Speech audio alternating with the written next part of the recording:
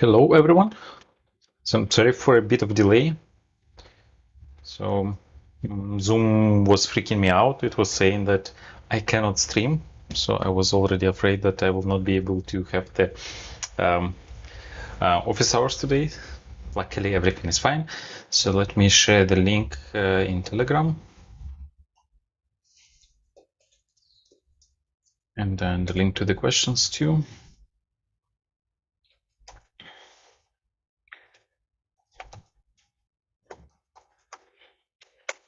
Okay, cool. And I'll just open it YouTube on my phone, so I see your questions too. So how are you doing? How to open it? Yeah, now I will open the live stream on my phone. Okay, so yeah, let's wait for a couple of minutes for more people to join. So I had very nice vacation. Now I am back in Berlin. The weather in Berlin is very nice. Maybe I can even show it to you. So this is the weather. So you see it's very, cloudy, very gray. It's typical Berlin weather, and it's very good because I just came back from Italy and it was super hot there. So unbearably hot, at least for me. Like I'm more used to this kind of weather that we have in Berlin than to the sun shining all the time. Yeah, so today I have this kind of drink with me. It's not kvass anymore, it's lemonade. It's like, something like soda, but I don't think they put soda. It's like mineral water with lemon and mango. I don't know. Anyways. So let me see. I think I can just, open Slido and see what kind of questions we have there. How are you enjoying the course so far? So have you already come up with project ideas, what you want to work on? And I'll find a way to now open the questions.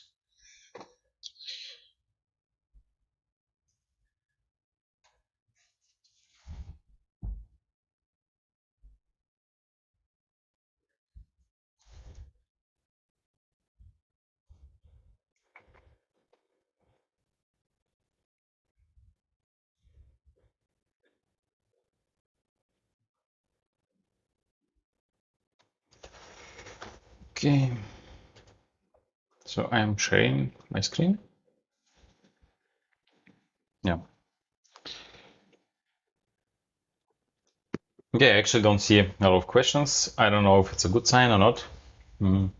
Either everything is clear, but maybe not just many of you saw the form for questions. And yeah, these two things are from me. I created them. So first, I really wanted to thank you, Nicole, for that. I hope I pronounce your name correctly. So I really want to thank you for helping us with homework 5. So those who took homework 5, that this homework was contributed by Nicole. So thanks a lot for doing this, for preparing. So the Data Talks Club team didn't have time to prepare the homework 5. So thanks a lot for helping us and doing this. Because we were a bit late, so we made this homework optional just for you to practice, because we just wanted to stick more or less to the time schedule, because in September we have another course starting up. So yeah, we don't want to delay the finish of this project too much. Okay, yeah, thanks a lot. Really appreciate your help. This was very good. Okay, other thing. So this is another thing from me. So I wanted to talk about the project. And yeah, so the project that you will do. I saw some of you ask this question in Slack. So first, where to create a project? Maybe let me first start with opening this thing. So we have this project here, and we have the criteria, right? So this is, I think it's more or less ready. It's still kind of drafty, but if you have feedback or something is not clear, please let us know.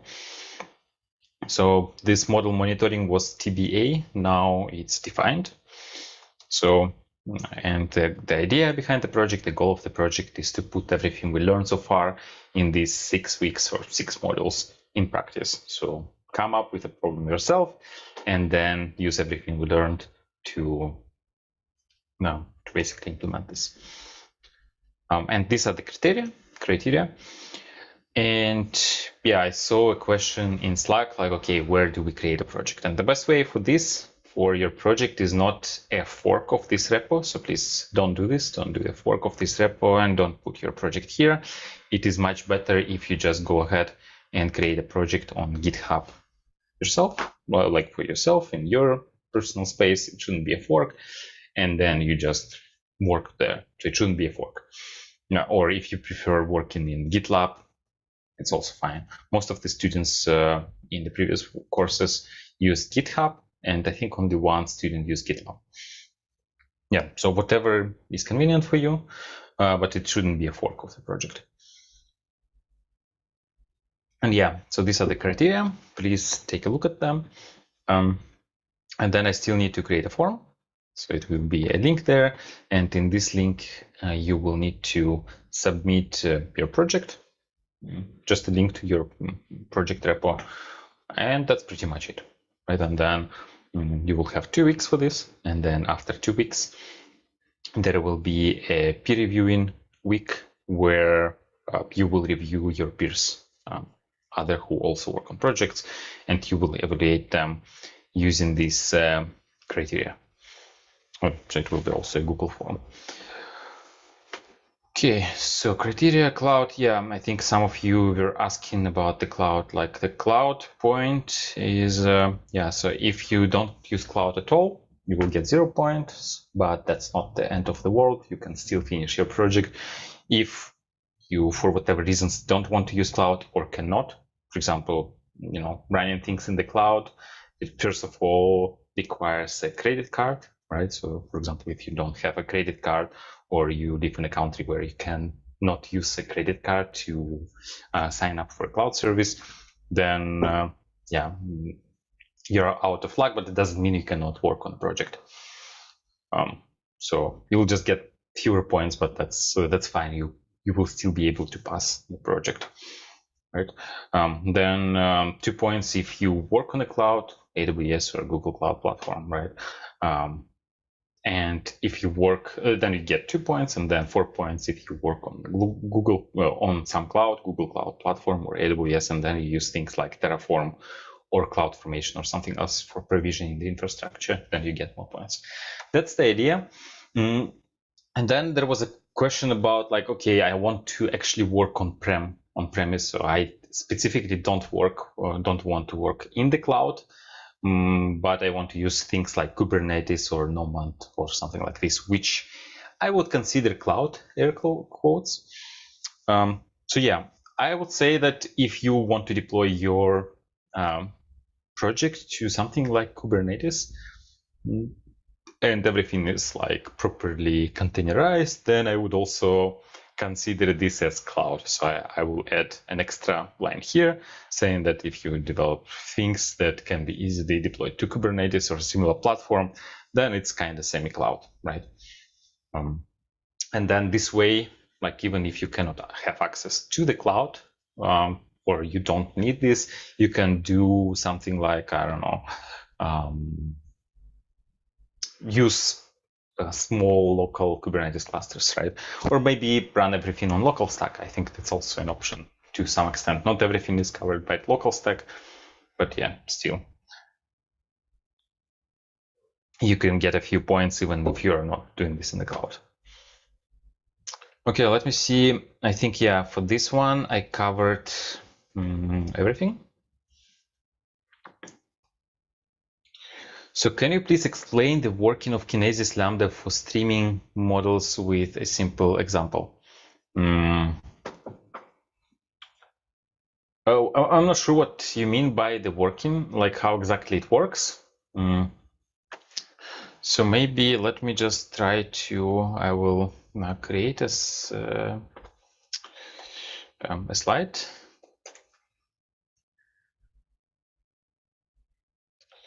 So I will improvise a bit. Let's see. So let me share my screen again. Oops.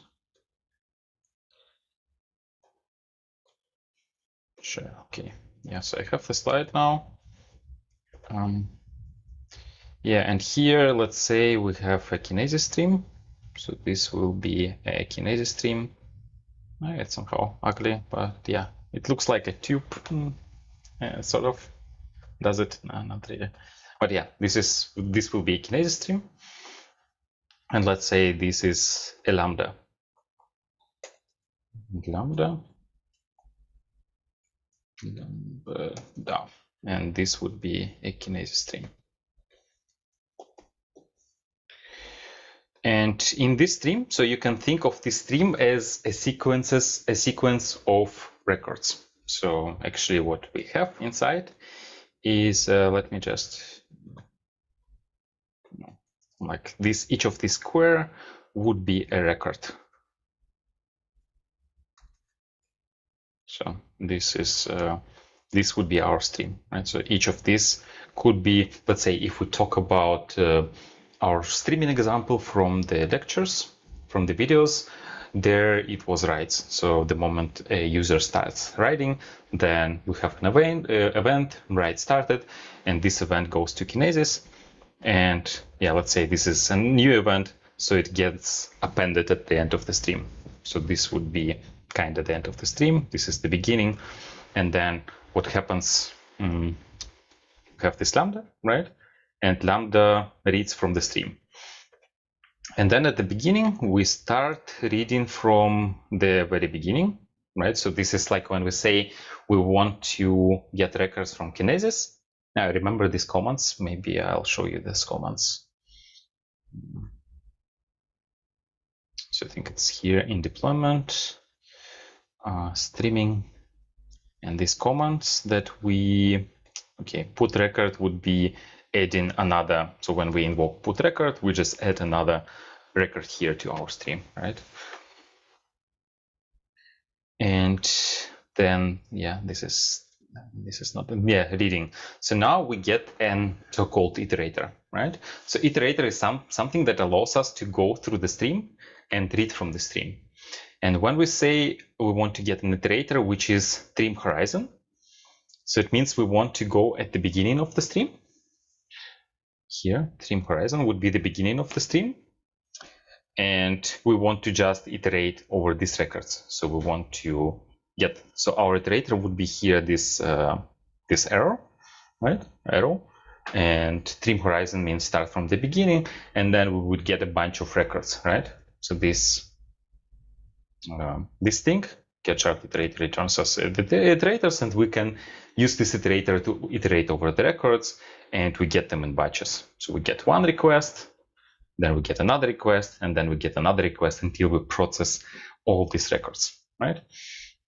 And then what we need to do, if we process things manually, not from Lambda, but just from a general consumer. I hope what I'm saying makes sense, but okay, bear with me. So we have consumer, right? So we have consumer, and then let's say this consumer got an iterator, and then we iterated over all these records, and now we process everything. So what happens now is we can remember the ID, the last ID of the record we processed, and we can save this ID to the database. So this would be a database. And then what we do is we take the ID of this record and we put this ID to the database. Right? And we sleep for a second or for a minute. And then we wake up after 1 minute and we see, okay, like it seems like there are new records. So let us query Kinesis and see if there is something new. We have this ID saved here, right? So we can say, okay, now instead of using stream horizon, like here, I want to get all the records that happened after this ID. So let's say while we were sleeping, a bunch of new records appeared, right? And then because we have this iterator that points to this record, so we will get everything that was after this record, right? And then effectively what will happen is we will get an iterator that, oops, I'm just trying to zoom out. And so we'll get an iterator that will again go over the new records. And yeah, then we will set the new ID. So this way we always know which records we produce, or which records we consume, process. And then if something happens with this consumer, so let's say it disappears, goes down for some time, then the moment it wakes up, it knows where it stopped, because we always save the ID of last processed record to the database, and then you can just continue reading from the stream. So why I am telling you all that? Because in the lectures, we didn't need to deal with saving all these iterators, dealing with all this kind of stuff, right? Because in the course, we use Lambda. We use Lambda, and Lambda takes care of all that. So it keeps the iterator, the idea of the iterator somewhere internally. We don't see it, because we just say, okay, we want to connect Kinesis to Lambda, and we don't care how exactly it's implemented. I suspect internally something like this happens, so it knows the idea of the last processed record somewhere, and then it just sees that when there is a new record, it keeps processing it, I think.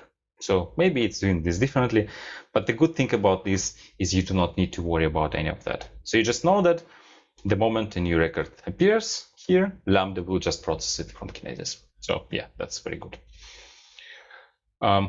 Yeah, I don't know if that was helpful. Like, I guess that was like the working. Yeah, if you meant something else, please let me know. So I will try to answer that as well. Okay, let's see the next question. So the next question is, we can submit the project in the second cohort, right? Yes, you can.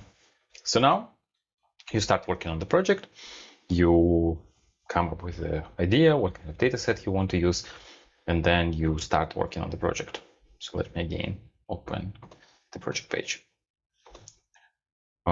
And then you submit it here. But let's say something happens and you need to, like, I don't know, something happens at work and you need to work on this, or I don't know, you cannot finish it, right? What you can do is just take the work you've been doing, but if you didn't submit in the first cohort, and just submit it for the second cohort. Or let's say, I don't think many of you will have to go through this, but it might happen that you will fail a project, right? So I think last time for data engineering Zoomcamp, like there was one student who failed the project. If it happens, you still get another chance, and you can submit this like second time after improving, after working on this, right? Or you know that it will for sure take more time for you because you're still catching up with the previous modules. Like, let's say maybe now you are working still on the fourth module and you still need to work on a few more. So then you can use this time for project cohort 1 for catching up, and then you will be just in time to start with project cohort 2. So yeah, whatever you think is reasonable for you, like you do your own time management.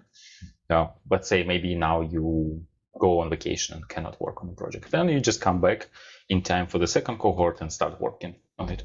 Or maybe you can start working on this, then take a break and then come back and then keep on working on the project and then submit it to the second cohort. I hope it's clear. So yeah, you can submit the project in the second cohort, even if you start working on this right now.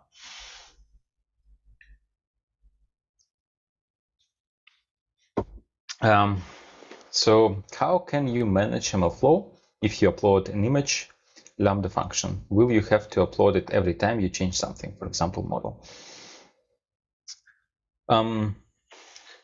Yes and no. So depending on how you want to do this. So one way, and I like doing this, is let's say you have your Lambda, and then you have a process like, I don't know, build.sh script, build.sh script that first queries S3. So let's say we have S3 with our MLflow, right? We have MLflow. Let me add another square here with MLflow, right? So we have MLflow. So we can use this build.sh to use MFlow AI API, sorry, MFlow API. So we query it, we say, okay, what is the model that is currently in production, right? And then it says, okay, this is the model, this is the run ID that is currently in production. Then you get the model, you download this in the build folder, and then you run docker build, right? And then you put your model inside your image. So it's called baking in. So you take the model and you put it inside your image. And that can happen very often, right? You can do this, you can have this process running every day, right? You can even have, like, I don't know, maybe this build.sh runs every 5 minutes. So you put it in cron, and then it checks if the run ID you had for the model in production this time is different from what you had last time. And if it's different, it's actually time to build a new image and then create a new Lambda. So once you have a new image, then you can use AWS CLI to say, for this Lambda, now I want to have a new image, right? And then you basically say, you build a new image, you push this to ECR, and then you reconfigure your Lambda to point to a new image. That's one way, right? So here you kind of rebuild the image because the image contains the model inside. So you do this copy model.bin, and you actually, the model ends up in the image. So this is a good approach because it completely eliminates any external dependencies. So you don't need to depend on S3, you don't need to depend on MLflow, you just have everything you need inside this container. This is a good approach, I like it. It doesn't work with large models. Let's say if your model is a couple of megabytes, a couple of 100 megabytes or a gigabyte, you maybe don't want to really put this in image, right? It gives you a bit of overhead. Yeah, if it's like 1 gigabyte, probably you don't want to do this. But alternative is the alternative is, instead of having putting the model inside Lambda, you can have run ID, environmental variable that says that run ID, that for this model that we currently have, for this Lambda, the run ID is this, right? And then you go talk to S3 to fetch the actual model. So this is what we did in the course. And yeah, so when the Lambda starts, it gets this os.env, get-env, right, and fetches the environment variable from the configuration. It goes to S3 and it fetches the model, right? And what you can do when, let's say, you deploy a new version of the model, what you can do, you can just have your update sh file that has that uses AWS CLI to set a new environmental variable. So you just say that for this Lambda, now the run ID is this, and you only update the run ID. And then Lambda picks this up and starts using the new run ID for processing, I don't know, this stream, for example. So this effectively, you do not rebuild the image, right? You just update the run ID, but then, yeah, the Lambda gets reloaded and then it starts processing the new data. Yeah, I guess that was a long answer. I hope I answered this. But to be honest, there is nothing wrong with having to upload the model every time something changes. It's actually, I don't know, a good thing to do this. And yeah, you can easily roll back, for example. Let's say if you have the previous version in your registry, in your container registry, then you can just say, okay, I want to use the previous version, right? And then, yeah, it's very easy to roll back. Yeah. Okay. can I attempt 2 cohorts, improve my project with second cohort? I think I partly answered that. So in case you failed your project, you can, but if you didn't fail, like, I don't know, why would you need to do this? Of course, you can improve this, but on your certificate, you will not have any scores. So maybe for your final project, for your, I don't know, final ranking on the leaderboard, you can do this. But yeah, I would say, because people will need to review your project, I don't know. And then it's like, it's a question, is it your project or somebody copied the project? Like it becomes a bit tricky. So what I'm trying to say is, like, if you pass your project, maybe there is no need to submit it with the second cohort. Yeah. Let's say if you finished your project and you want to improve, just ping me and we will see what to do about this. But yeah. Okay. So the shard ID will always be the same string. Yeah, yes and no. So let's say this one, in this case, this would be one shard. So this is shard 1, shard 0 more, right? But remember when we put a record, I need to go back again. So I'll open it in a new tab. So in deployment streaming. So yeah, when we put record, we specify this partition key, right? And let's say if we have, instead of one shard, we have multiple shards, right? And then Kinesis uses this partition key to determine to which partition, to which shard to send the record. So it could be this, or let's say if we have 2 shards, it might decide to put this to the second shard, right? And then it uses the ID to determine to which one to send. And I think what it does, it's something like, I don't know, hash ID modulo number of shards, or something similar to that. So it uses some deterministic function that takes a look at the ID and then determines to which shard it should go. And then you can just have multiple consumers that consume from different shards, or have one consumer that consumes from, I don't know, from multiple shards at the same time. Usually for each shard, you have a replica of a consumer. So let's say if you have 2 shards, this is your consumer. So it would be consumer A shard 0, and then you have another replica that reads from a different shard. And then this is how you can scale this up, right? So for each shard, you will have the same amount of consumers. And then when you save the ID here, you would save the ID for each shard, right? So for each consumer, for each shard, and this is the last processed ID of record. And then again, Lambda takes care of all that.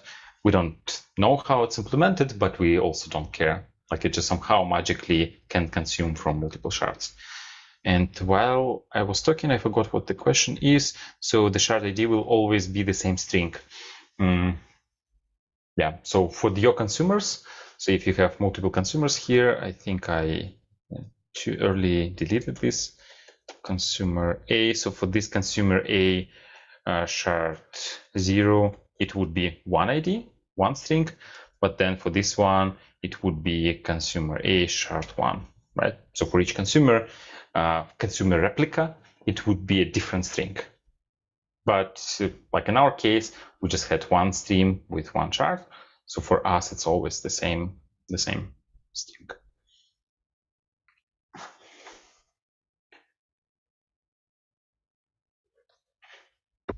I'm using ML Zoomcamp data. I want to try hyperparameter tuning, which I learned this course. I hope it's okay.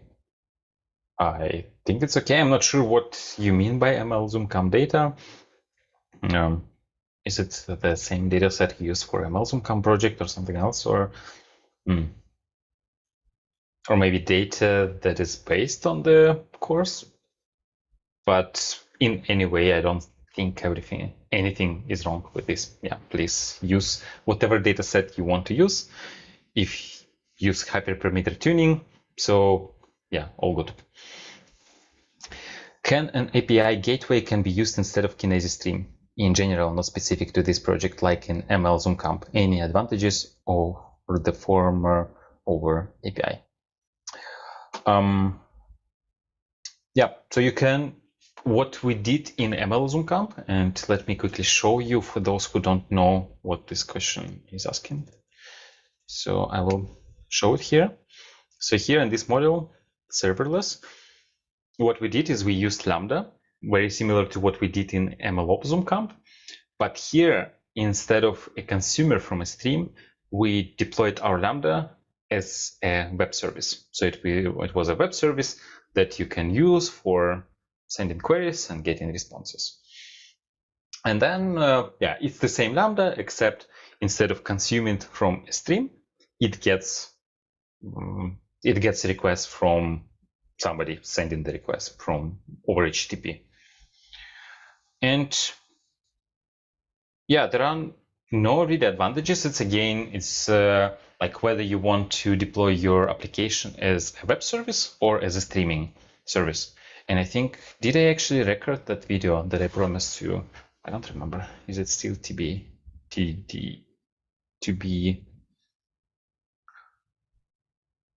Okay, yeah, coming soon. Yeah, I need to come back and record this. So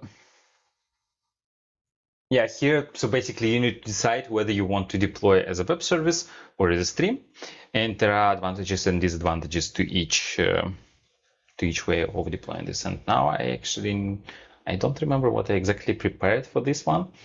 Let me try to remember it.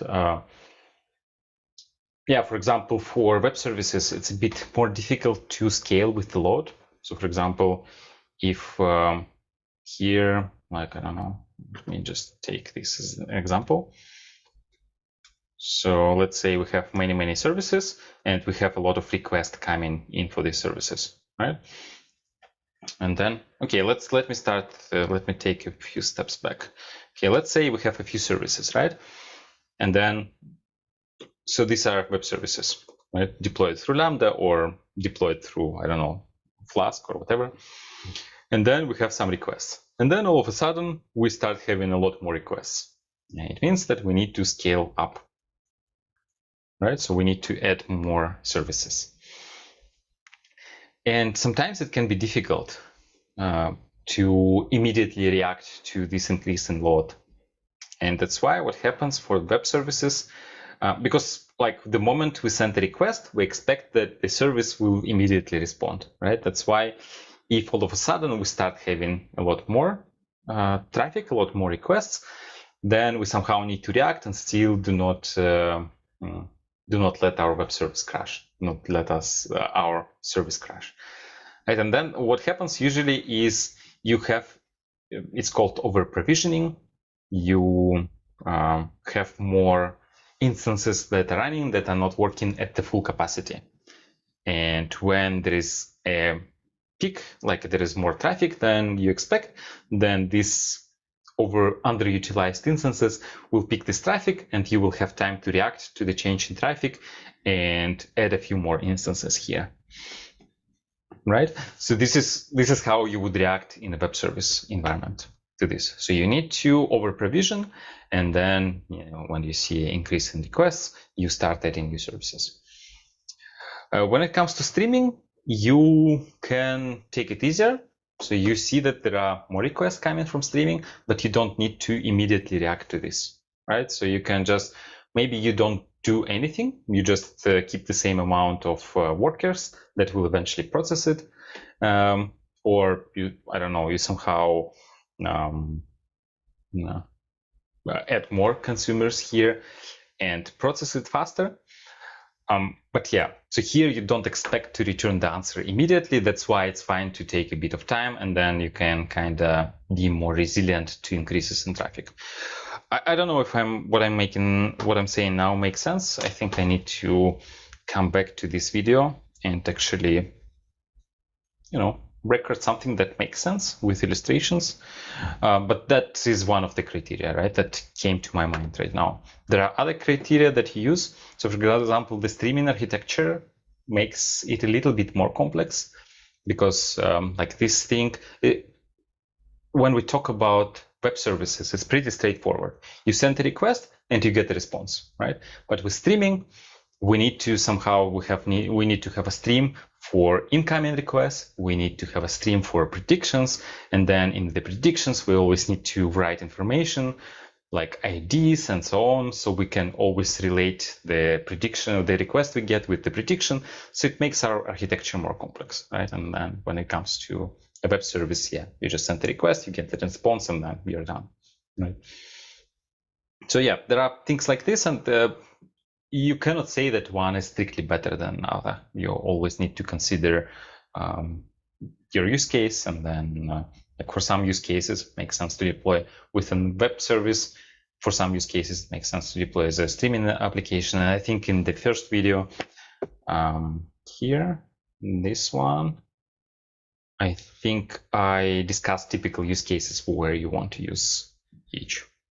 So yeah, I don't actually, right now, I don't remember what exactly I was talking about here. It feels like it was ages ago. So I don't know. Did I answer your question? I hope I did.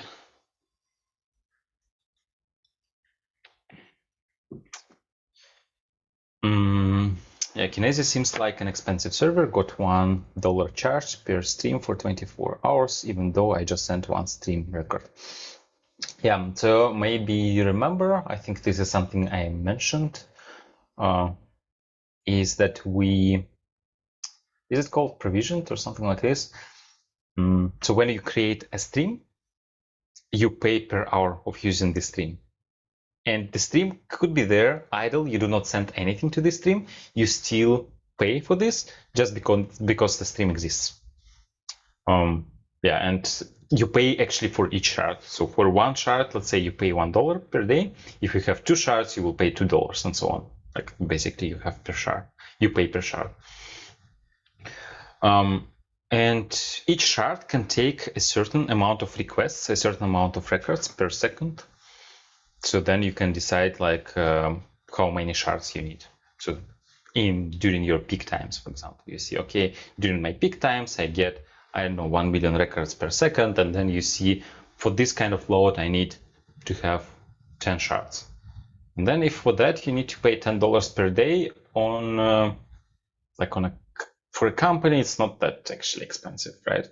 And it will, of course, be more than $10 because you will also need to pay for putting something to Kinesis, for reading from Kinesis, I don't know, for traffic, for sending the, I don't know, HTTP request. Like all these costs, they add up, and of course you will pay more than $10. But yeah, this is just to give you an example. Yeah, I think there was another option of creating one was provisioned and another one was on demand, something like this. Yeah, I'm not exactly sure how that works, but yeah, for the one we used in our lessons, yeah, this is provisioned, and for every shard you pay approximately $1. I wouldn't call it expensive. It's maybe expensive if like you're just doing a pet project, then it is. But yeah, for a company, it's not. But yeah, I would recommend setting, like turning it off the moment you finish experimenting so you don't get charged.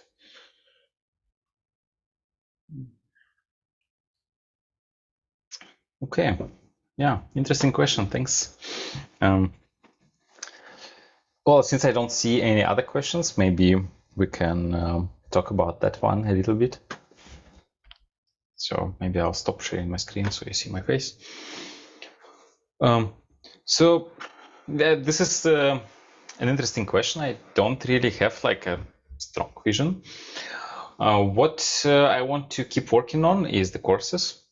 So we will keep like sort of recycling, not recycling, but so now the ML Zoomcamp, the course we will have in September, it's a repetition of the course we had last year.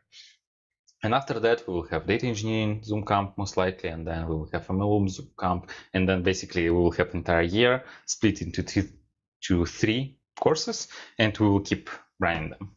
That's one thing.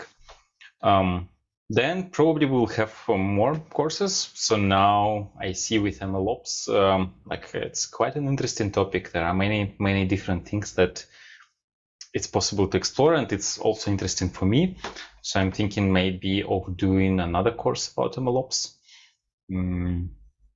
So I don't know, because the material for these 3 courses is already there. It will be a lot easier to run them. So I will probably think of like other things we can add. And then for the actual community, so the courses is of course just one aspect.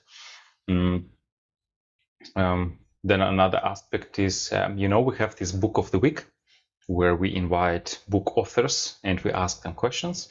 At the beginning, when we just started this, it was very popular. Like each week we had a lot of people asking questions, and it was very engaging. But now I see that the interest is not the same as it used to be.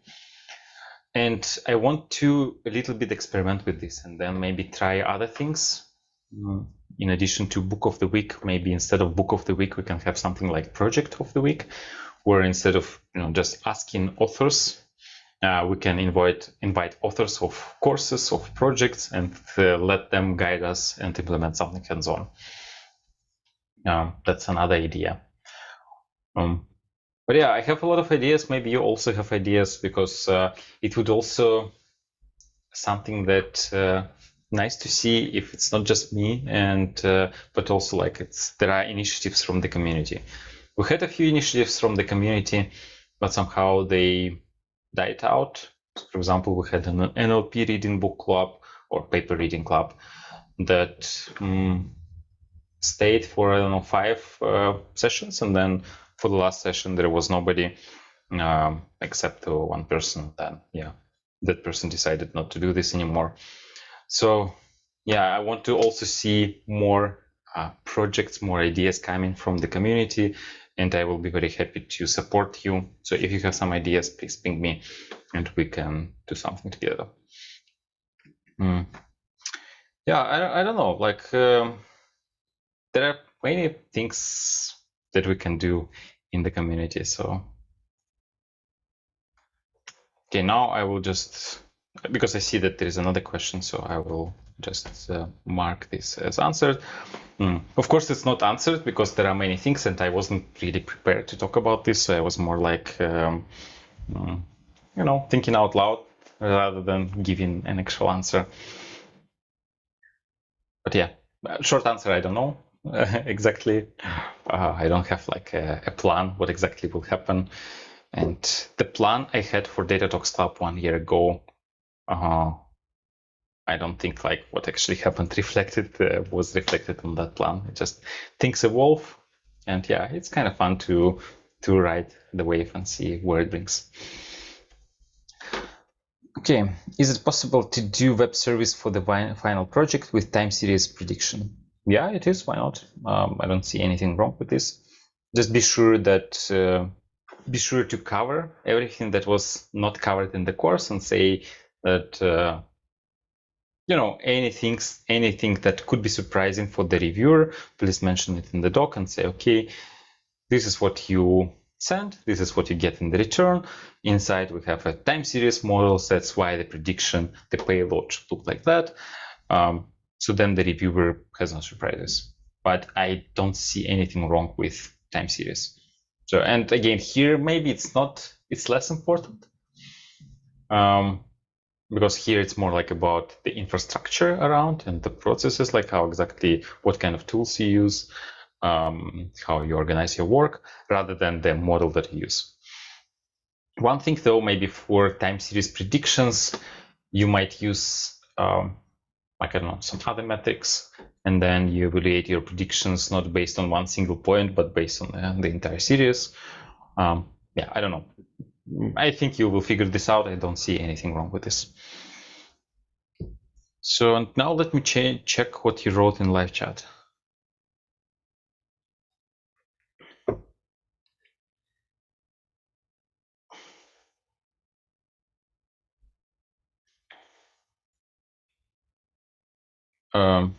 So the question is, if I live in India or Indonesia or in Pakistan, how would I complete your class? I'm not sure, like I guess in the same way as now, but you would be in a different country. Yeah, I don't know, sorry.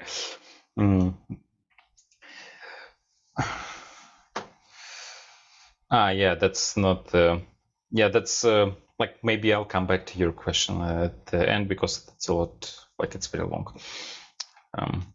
A lot of ML projects involve image and video data stored in cloud in most cases. What database engine would you suggest when designing it, or what should be taken into consideration when choosing one? Yeah, I think putting images and video data in a database is a bad idea. Don't do this. Use S3, put this there, and in your database just put the path, the key to the video or image. And then let's say if you train a computer vision model, then what I see usually happens is you download the entire folder with all the data to your machine where you train the model.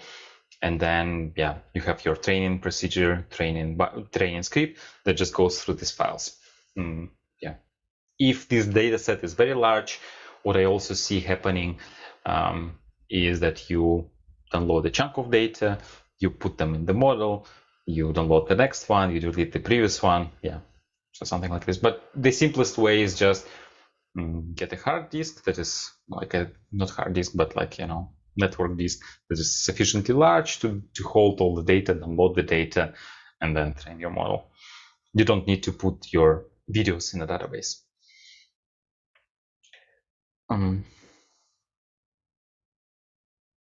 Yeah. Maybe there are some specialized databases. Again, I'm not an expert in computer vision systems. So the models I built for computer vision were simple classification tasks. And I helped deploy models that are a little bit more complex, like how do you actually call them? Then you, like, I think it's instance segmentation, something like this, when you have bounding boxes, when you classify, or when you classify each pixel, if it belongs to an object or not, so things like this. But yeah, like there, I was more like taking care of the operational stuff of productionizing this rather than training a model. But yeah, like I think it was just, you know, getting data from S3, training the model, and that's it. Yeah, thanks, Antonis. I hope I pronounce your name correctly. Is it Anthony? Antonis? So yeah, thanks for explaining everything, and thanks for the questions. Yeah, question from Konstantin. Is it possible to change code in Docker container without rebuilding an image? Yeah, I think so. So in the Docker container,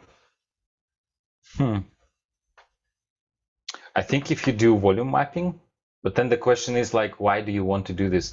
Because the idea is you want your Docker image to be, it's called immutable, right? So it's always the same version.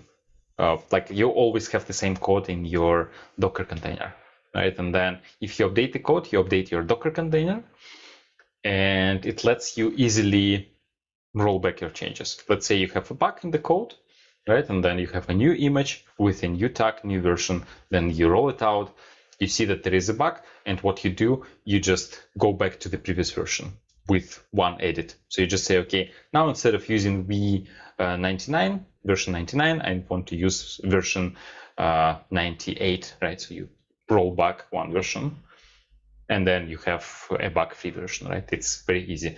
But if you start changing the code inside a Docker image, inside a Docker container, then yeah, how will you roll back? Yeah, like better not do this. So the code should be in a Docker container, and it should be immutable. So you don't want to change it. Adonis. Okay, yeah, thanks. So Konstantin is asking, while refactoring code for adding unit tests, there can be mistakes and so on. Yeah, so you just simply rebuild your code image. And actually for unit tests, you probably don't want to have to put them in Docker. It simply takes too much time. But yeah, for integration tests, I think there is a way to do this, right? So you can do it through volume. Yeah, I got your question now. So you probably talk about the dev environment where you develop things locally and you don't want to rebuild it because it takes time, right? I think in Visual Studio, you have this remote plugin. So we have Visual Studio open somewhere. I think I can, yeah. So here we have remote, right? And here in the remote plugin, I have only DSL remote and SSH remote. But you can also have, yeah, this remote container. I haven't used this personally, but maybe this is something you can check out. So you can use the same plugin as I use in the videos to connect to SSH, but to work inside a container. And then, yeah, you just develop things, and then I don't think you need to rebuild it, and you can just execute things. Yeah, check it out. Yeah, maybe it's something useful for you. Okay, coming back to these questions. Not a question, but a big thanks. Big thank you for what you're doing. Learned so many things from this Zoomcamp. Even paid courses don't teach that much. Thank you very much. I'm very happy to hear this. So yeah, stick around. We'll have more stuff. And yeah, if you have some suggestions how we can make things better, or yeah, maybe you want to take part in some of the activities, yeah, please let us know. Stick around, and we have a lot of exciting stuff. And by the way, so we will have this workshop in 2 weeks. 3 stages of real-time data monitoring. I think this is a pretty cool one. So check it out. It will be with MLOps. Yeah, so it will be similar to Evidently, except it's hosted online. So it's already hosted somewhere. You don't need to worry about hosting this. And it will be a streaming case. We will look at the streaming case. Yeah, so check it out. Yeah, and again, thanks for your kind words. Is it okay to do a computer vision project? Yeah, by all means. It's totally okay. It's a little bit more complex, but yeah, I see no reason why not to. So especially like if you start thinking about like, okay, I want to train on GPU, I want to deploy on a GPU, please mention these things. So everything that is outside that we didn't cover in the course, but you add extra, please mention in the project. Other than that, all is good. Okay, can you please share what all do we need to look while selecting a dataset? For monitoring model, dataset has to be generated monthly. Yeah, I think like actually any dataset would work with more than, I don't know, 100 records. Then you can take a dataset and then kind of chunk it. Yeah. Of course, like if you have a dataset like New York Taxi, it's good because we have this, it's very close to real life dataset. I would say it's a real life dataset, right? Because there is a company that is putting this dataset out there. So if you manage to find something similar, that's excellent. But if the dataset you find is, I don't know, just one CSV file, then maybe you can manually chunk it into multiple files. Have a script for that, for example, and then you can use that. Yeah, I don't think that's like that important, but what important is like how exactly what you do after that. And yeah, for model monitoring, it's interesting because let's say you select a data set, but for some reasons you get unlucky and there is no drift in this data set. Yeah, maybe in this case, what you can do is experiment a bit and add the drift yourself. Maybe you take one of the features and multiply it by, I don't know, by some number. So like all the features become a little bit larger. So yeah, just manually, artificially add some drift and then see what happens. Okay, any more questions? So finish my lemonade. So actually it looks like we're getting some sun in Berlin. It's still clouded, but I see a bit of sky there, which is, it's good. Yeah, you see, there is a little bit of blue there. Oh, yeah, so the weather is going to be good today in Berlin. I guess people who are listening now from, I don't know, Spain or Italy are pretty envious now, because I came back from Italy recently, and for a week that I was there, it was always super hot, no cloud on the sky at all. So maybe some people are actually envious now.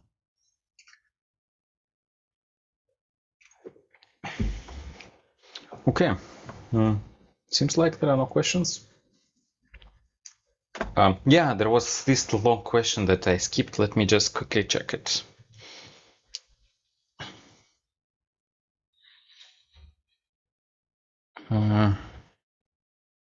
Yeah, that's very long, and I don't really know what to answer to this one. So if somebody of you knows what to answer to that question from Sherry, please share your thoughts. I don't think I'm the best person to take this. Okay. Yeah, it was fun talking to you. Long time no see. It's bad that it's one directional, sort of I'm just talking to a screen. I think in a couple of weeks what we can do is have a proper Zoom call where, if you want, of course, you can join and tell us your story. So it will be like a proper conversation, not just me talking to the camera. We'll probably not record this. We did this for the data engineering Zoomcamp and it was very fun. But for now, you have a lot of things to do, work on your project, to have fun. If you have any problems selecting a dataset, please let us know. Just write in Slack. Yeah, what else? I don't know, have fun and talk to you soon. So next week, I think we can have another office hours if there are enough questions. Yeah, that's it.